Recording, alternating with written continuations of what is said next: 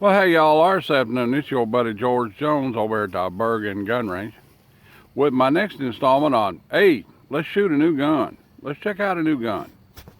All right, let's check it out. This is the M&P Shield EZ. Now the M&P Shield EZ 2.0, whatever that means, it could be 2.35, I don't know what that means. This is a striker-fired semi-automatic 9mm pistol marketed by Smith & Wesson. And I'll tell you right up front, I typically don't like Smith & Wesson automatic pistols. I've seen a few that I liked. I like the Model 41 pretty good, and I like the 422 pretty good. I like the 39 pretty good. Don't care much for a 59. Don't care much for a 5906 or anything that they currently make. But I shot this gun a little bit earlier, and I think it's pretty good for the area that it's trying to cover. And what it is a semi-automatic pistol for a person with less gripping strength and less hand strength than what a normal semi-automatic pistol requires. So I don't know what the actual poundage is to get this guy to come back, okay? But it's a whole lot less than what I would expect it to be in this style of gun. Typical compact automatic pistol mainspring or operating spring consists of 1, 2, or 3 coil springs interlocked with one another, which typically makes the gun very hard to cycle the first time. This guy, not so much. This guy's pretty easy to operate. I've got arthritis pretty bad in this thumb, and I don't have any trouble getting it back there far enough to get it to go. The slide serrations are kind of a fish scale pattern, and back at the back of the serrations there's a little serrated swell which aids in getting a hold of the action and holding on to it. That helps it a lot. It has another safety feature on it that is a conventional grip safety. It has an ambidextrous manual safety, which works, and it has a grip safety.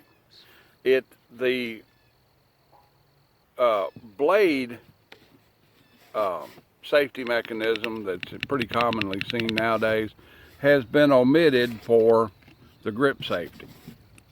So, okay, it's a fairly safe gun. I could go so far as to say, I'm gonna say it, yeah, I might as well. It's trooper proof. Now, I don't know if it's stormtrooper proof, state trooper proof, or paratrooper proof, but it's a pretty safe gun. So you gotta fully engage the grip safety to get it going. Of course, then you gotta manually thumb it off safe if you've got it on safe. With the combination of the grip safety, you know, it might be safe to carry this gun without the manual safety applied. But, you know, if you're used to shooting a 1911, it fits right in. It looks like it's about a 3-inch barrel. It's standard 9mm parabellum. It comes with two 9-round magazines. Huh? 8. It looks like 9 to me. 1, 2, 3, 4, 5, 6, 7, 8, 9. Sure, I thought it was an 8. So anyway. Well, one caveat, it is a hammer-fired gun. It's not a striker. Okay, so this one's marked 8. So anyway, I think I've got 8 in them because I was too lazy to load both of them up. Okay, so let's give it a try here. I've got a 7-yard target down there. This guy has got pretty good sights on it. It is a 3-dot sighting system. 2 here and 1 here, but they're all the same color. I've got a problem with that, but you know, some people do it. And what happens is when you've got all of your sights are the same colored dots or markings, it's possible to get in a hurry and pick up the dots off to one side or the other, say, so you wind up with front sight, rear sight, or front sight, rear sight, in a hurry or in a low light situation. That's why I generally like to see them in opposing colors. But they are very large and easy to see, so I don't know, maybe a drawback, maybe not. All right, let's give her a whirl. 7-yard target. It's actually a 10-inch paper plate. Charges up nice and easy. Got a grip safety on it. Let's see what the recoil is. It's a fairly narrow grip frame profile, which typically indicates a lot more recoil. But let's give it a try and see how it shoots. Or not too bad at all. If I could hit it,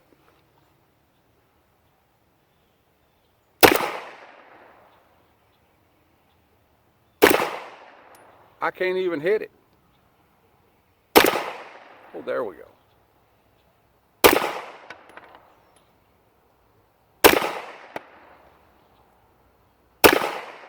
All right, let's give it a try. Magazine drops clean nicely, which is a handy thing to have in a gunfight.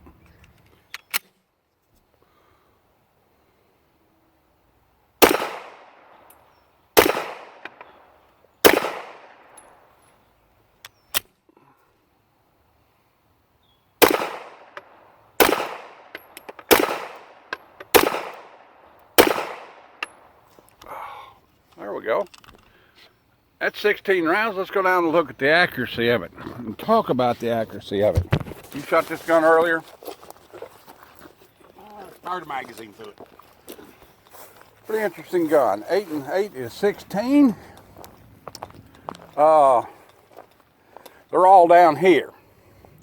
So I actually had to aim about right here to get these. Okay? There's 1, 2, 3, 4, 5, 6, 7, 8, 9, 10, 11, 12. So I'm back up here trying to get the dope in. And I finally wound up aiming up here in this area to get these impacts. So that sight doesn't have an elevation adjustment on it at all. Of course, at 3 yards, it wouldn't make any difference. But it shoots kind of low. Yeah, I had to put quite a bit of Kentucky elevation on it to bring it into alignment with where I'd like to have hit. Overall, it's a pretty good gun. Let's look at that thing, see if we can get some. I don't see any adjustment on it for elevation at all. Of course, this gun is not really designed to engage things at long range. You know, this is basically a 7-yard gun. Now pull it out of your purse and go to blasting that guy in the parking lot of the grocery store. You know, that needs a little attention. I'm not very impressed with the close range accuracy of it, and it did malfunction once in 16 rounds. Of course, it is a brand new gun out of the box, and there is a break-in period to consider. The recoil impulse was rather mild compared to what I thought it was going to be because of the narrow grip angle. Overall, mechanically, physically, ergonomically, it's very manageable.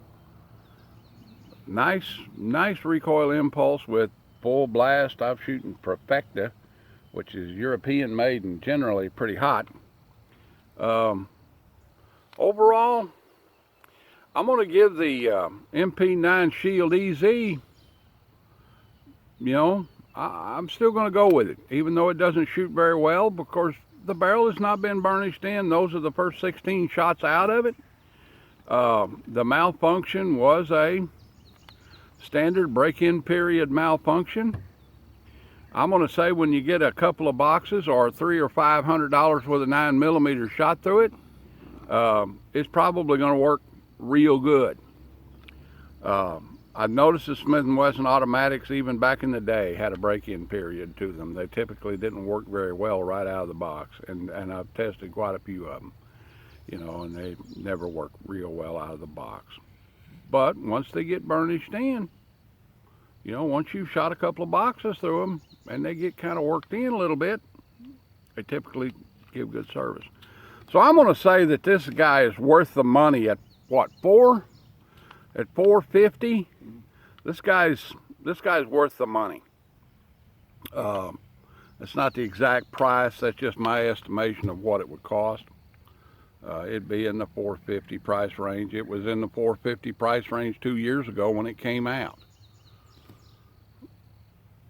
MP9 Shield EZ. They also make this thing in a 380 version, and the 380 version is even easier to manipulate.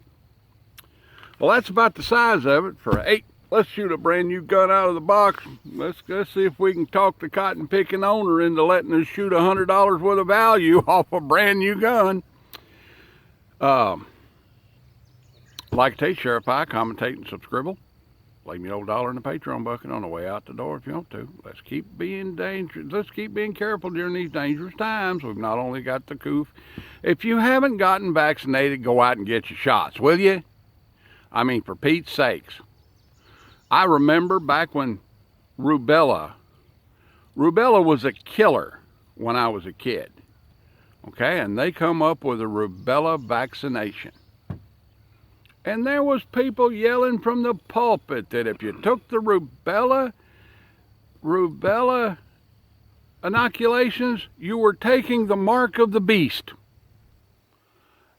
If you took you were a sinner. It was against the Lord.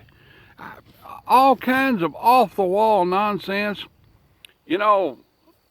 And I'm old enough to remember when polio vaccine came out.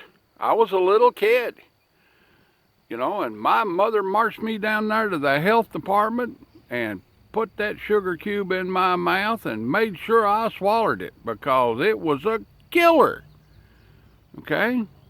And it killed people. And people were yelling then that the polio vaccine was the mark of the beast. We were in the end times. Nonsense. Go down and get your shot, will you? I don't know. I may grow a tail. I don't know. But I'm fully vaccinated, and I go wherever I want to and do just whatever I want to and don't care anymore. So, get your shots. We'll see y'all when we see you.